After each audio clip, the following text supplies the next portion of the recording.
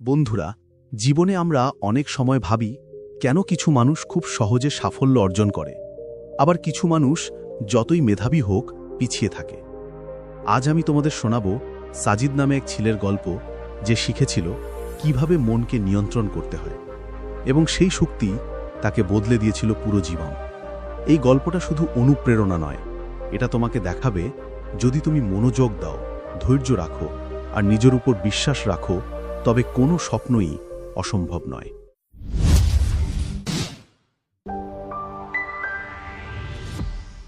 সাজিদ ছিল গ্রামের সাধারণ এক ছেলে। বুদ্ধিমান হলেও একটা বড় সমস্যা ছিল তার। সে কোনো কাজেই মনোযোগ দিতে পারত না। বই খুললেই মন চলে যেত বাইরে। কখনো খেলতে ইচ্ছে করত, কখনো বন্ধুদের সাথে আড্ডা দিতে চাইত, আবার কখনো অকারণে সময় নষ্ট করত। তার বাবা প্রায়ই বলতেন, সাজিদ, মন হলো এক বন্য ঘোড়া। যদি তুমি একে নিয়ন্ত্রণ করতে না পারো, এটি তোমাকে ভুল পথে নিয়ে যাবে, আর যদি শৃঙ্খলিত করতে পারো, এটি তোমাকে তোমার স্বপ্নের কাছে নিয়ে যাবে। কিন্তু সাজিদ গুরুত্ব দিত না। সে ভাবত, আমি তো মেধাবী, সব ঠিক হয়ে যাবে। অবশেষে একদিন তার বাবা তাকে নিয়ে গেলেন গ্রামের একজন জ্ঞানী বৃদ্ধের কাছে। সবাই তাকে ভালোবেসে জ্ঞানী দাদু বলে ডাকতেন। তিনি শিশুদের মনোযোগ ও আত্মনিয়ন্ত্রণ শেখানোর জন্য পরিচিত ছিলেন। দাদু সাজিদকে দেখে মুচকি হেসে বললেন, শুনেছি তোমার কোনো কাজে মন বসে না, চাইলে আমি তোমাকে একটা ছোট্ট শিক্ষা দিতে পারি। দাদু ঘর থেকে একটা গ্লাস পানি এনে সাজিদের হাতে দিলেন। এই নাও, আমার বাগানে ঘুরে আসো, কিন্তু শর্ত হলো এক ফোঁটাও পানি যেন না পড়ে। সাজিদ ভেবেছিল কাজটা একেবারে সহজ, কিন্তু বাগানে ঢুকতেই চারপাশের পাখির ডাক, পাতার শব্দ, বাচ্চাদের খেলাধুলা সব তাকে টেনে নিল। সে বারবার এদিক ওদিক তাকালো, আর তাতেই গ্লাস থেকে পানি পড়ে যেতে লাগল। ফিরে আসার পর গ্লাসের অর্ধেক ফাঁকা। দাদু শান্তভাবে বললেন, দেখছ সাজিদ, লক্ষ্য হলো এই গ্লাস, আর মনোযোগ হলো পানি। চারপাশের বিভ্রান্তিতে যদি মন হারাও, তবে তোমার স্বপ্ন ফাঁকা হয়ে যাবে। সাজিদ চুপ করে রইল। মনে মনে বুঝল সমস্যাটা আসলেই গুরুতর। কয়েকদিন পর জ্ঞানী দাদু আবার ডাকলেন সাজিদকে, চলো, এবার আবার চেষ্টা করো। মনে রেখো, বাইরের শব্দ তোমাকে টলাতে পারবে না যদি তোমার মন স্থির থাকে।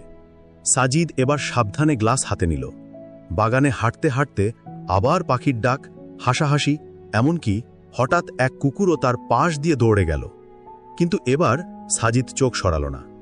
একদমে কেবল গ্লাসটার দিকেই তাকিয়ে থাকল। ধীরে ধীরে হাঁটল, আর শেষে ফিরে এলো। এক ফোঁটাও পানি পড়ে গেল না।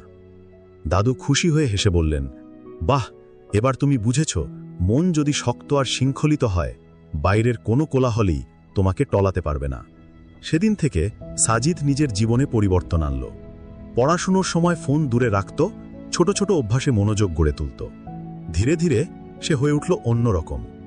কয়েক মাস পর জাতীয় এক প্রতিযোগিতায় অংশ নিল সে। অনেকেই চাপে ভেঙে পড়ল, কিন্তু সাজিদ শান্তভাবে একে একে প্রশ্ন সমাধান করল। মনে মনে তার মাথায় ভেসে উঠল দাদুর সেই কথা, মনোযোগী আসল শক্তি। ফলাফল প্রকাশের দিন জানা গেল সাজিদ হয়েছে প্রথম। পুরো গ্রাম গর্বিত হল। আর দূরে দাঁড়িয়ে হাসছিলেন সেই মানুষ যাকে সবাই ডাকত জ্ঞানী দাদু। বন্ধুরা, সাজিদের গল্প আমাদের শিখিয়ে দেয়, মেধা বা ভাগ্য নয়, জীবনে সফল হওয়ার আসল চাবিকাঠি হল মনোযোগ আর শৃঙ্খলা। মন যদি ছুটে যায়, আজ থেকেই ছোট্ট ছোট্ট অভ্যাসে তাকে নিয়ন্ত্রণ করতে শেখো। যদি গল্পটি আপনার ভালো লেগে থাকে, তাহলে লাইক করুন, কমেন্টে জানান এই গল্প আপনাকে কি শিখিয়েছে, আর শেয়ার করে অন্যদের অনুপ্রাণিত করুন।